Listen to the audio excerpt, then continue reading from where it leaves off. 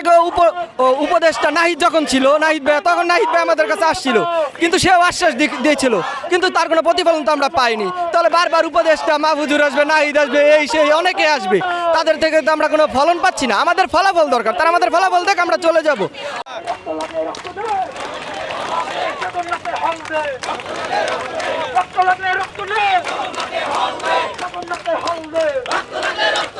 করলে দেখবেন যে ঢাকায় যারা আমরা মোটামুটি থাকি সকলেই একই রকম পরিবেশের মধ্যে আছি। সেখানে ঢাবির একটা স্টুডেন্টের পার পিস বাজেট যাচ্ছে 2 লক্ষ টাকারও বেশি, মানে প্রতি বছরে যেটা যাচ্ছে, সেখানে জগন্নাথের জন্য মাত্র 80,000 টাকা যাচ্ছে। তাহলে এই বৈষম্যটা বারবার আসবো, আমরা আন্দোলন করব, তারা শুধু মিটিং করবে, আমাদের আশ্বাস দেখাবে, তারপরে এটা ফলাফল আসবে না, তাহলে তো আর হলো না।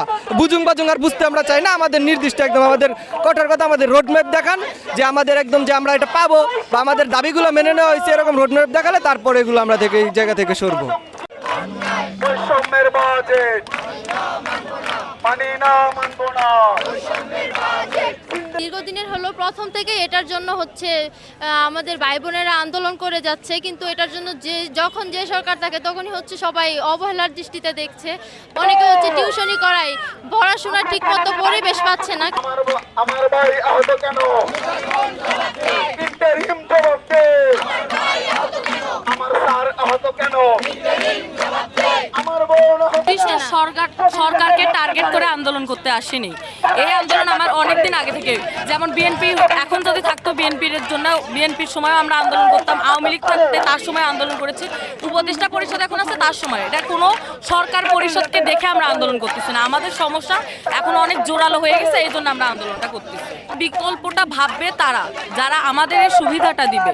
যেমন অনেক সিস্টেম করা যায়, যেমন ধরেন কোনো একটা বড় একটা বিল্ডিং বাজেট নিল, ভাড়া করলো আপাতত স্টুডেন্টদেরকে ওখানে রাখলো, পরে আমাদের তো দ্বিতীয় ক্যাম্পাস হচ্ছে, তখন ওখানে গিয়ে হল নির্মাণ করলো, ততদিন পর্যন্ত আমরা ওই ভাড়াকৃত বিল্ডিংয়ে থাকলাম। এরকম ব্যবস্থা চাইলে করা যায়। ঢাকার বুকে গড়ে ওঠা একটি বিশ্ববিদ্যালয়ের 1 বছরের বাজেট কিভাবে 130 কোটি টাকা হয়, আমরা এর প্রতিবাদে প্রথমে এর প্রতিবাদ ব্যক্ত করছি।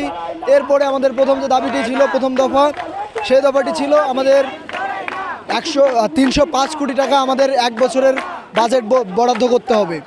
দ্বিতীয় দাবিটি ছিল আমাদের যতদিন পর্যন্ত, আপনারা জানেন যে আমাদের কোনো হল নেই, আবাসনের কোনো জায়গা, আবাসনের কোনো ব্যবস্থা নেই, যতদিন না পর্যন্ত আবাসনের কোনো ব্যবস্থা হয় ততদিন পর্যন্ত যেন আমাদেরকে 70% স্টুডেন্টকে আবাসন ভাতা দেওয়া হয়।